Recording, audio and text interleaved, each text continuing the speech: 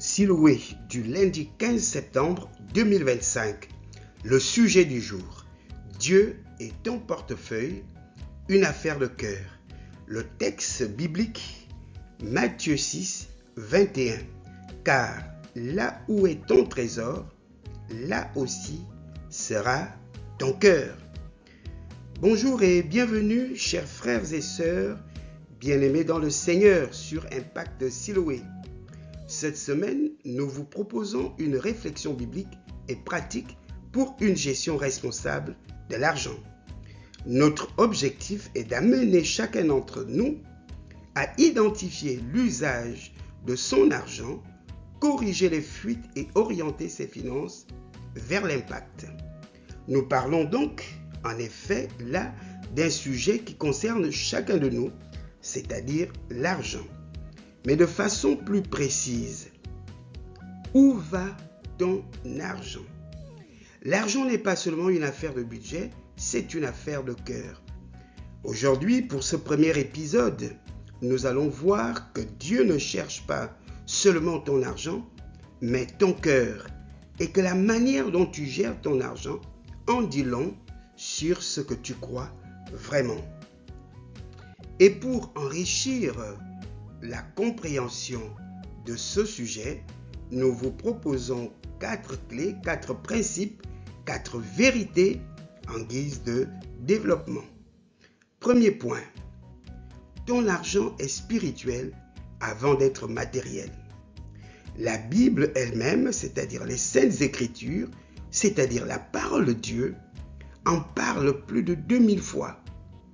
En réalité, le Seigneur Dieu sait que notre relation à l'argent influence notre vie spirituelle. Point numéro 2. Là où est ton trésor, là est ton cœur. Si ton argent va uniquement dans les loisirs, les vêtements ou les gadgets, cela révèle tes priorités. Point numéro 3. Dieu te rend responsable. Comme dans la parabole des talents dans l'évangile selon Matthieu, le chapitre 25, il attend que tu fasses fructifier ce qu'il te confie. Voici pourquoi, depuis longtemps, nous encourageons chacun d'entre nous à pouvoir établir une discipline en matière financière. Pouvoir élaborer des évaluations mensuelles sur ce que nous avons fait, des ressources que Dieu a placées dans nos mains. Il ne s'agit pas de rouler pour rouler, il ne s'agit pas de vivre pour vivre, mais il s'agit d'évoluer dans une dynamique qui doit nous amener à atteindre un objectif, celui de pouvoir être indépendant financièrement. L'objectif de pouvoir atteindre la liberté financière. Mais pour cela, il ne s'agit pas d'avancer les yeux fermés, de vivre comme tout le monde, de vivre comme on a l'habitude de vivre.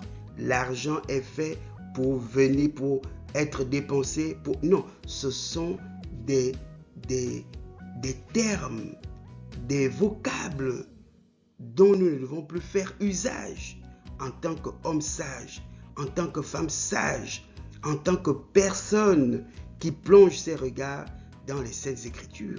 Nous devons comprendre que si Dieu nous confie une ressource, il attend à ce que nous puissions la fructifier, nous puissions donner des résultats. Point numéro 4. L'argent est un test de fidélité. L'évangile selon Luc, le chapitre 16, le verset 11 dit: « Si donc vous n'avez pas été fidèle dans les richesses injustes, qui vous confiera les véritables ?» En réalité, ici, il est question de pouvoir apprécier notre maturité, parce que la fidélité ne peut qu'être le reflet de celui qui est mature. Une personne sans maturité ne peut pas être fidèle, parce qu'il y a en elle des germes d'instabilité, d'impatience et même de tout ce qui est contraire à la foi, c'est-à-dire l'incrédulité. Tandis qu'une personne mature peut valablement et de façon naturelle vivre la fidélité parce qu'en elle, il y a cette nature de fidélité.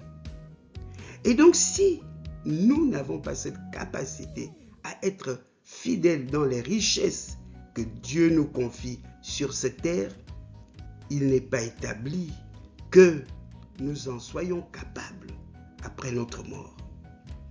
Alors, bien-aimés, mettons tout en œuvre pour que notre vie change, que notre vie soit le reflet de la sagesse que Dieu seul donne. Et cette parole et cette sagesse se trouvent dans les Saintes Écritures. Voici pourquoi le Seigneur, lorsqu'il a donné des instructions à Josué, il a dit que ce livre de la loi ne s'éloigne point de ta bouche, médite-le jour et nuit, et mets tout en œuvre pour que tu appliques tout ce qui s'y trouve. Ainsi, tu réussiras dans tout ce que tu entreprendras. Bien-aimés, le Seigneur attend que nous puissions plonger nos regards dans sa parole et ainsi acquérir la sagesse que lui seul donne pour que nous soyons des modèles de réussite et de succès dans la société. Non pas en comparaison de ce que les païens sont. Non, bien-aimés dans le Seigneur, ne nous allions pas sur le registre des païens. Les païens ne sont pas une référence pour le chrétien, mais bien au contraire, le Seigneur nous dit que nous sommes la lumière et le sel. Comment est-ce que c'est le païen qui va nous attirer?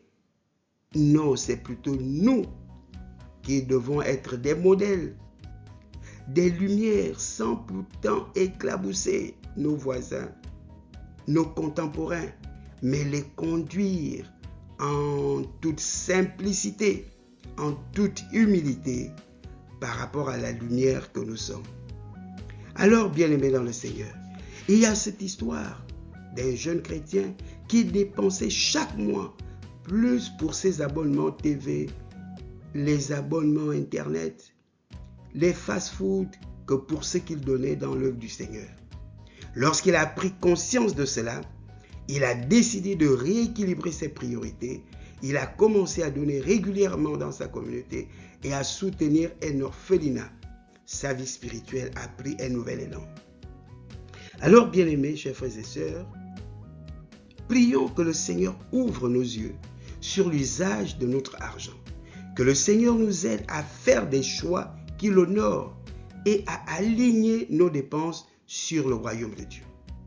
Cette semaine, nous vous encourageons à noter toutes vos dépenses et à la fin de la journée, demandez-vous, est-ce que j'ai dépensé selon les valeurs du royaume?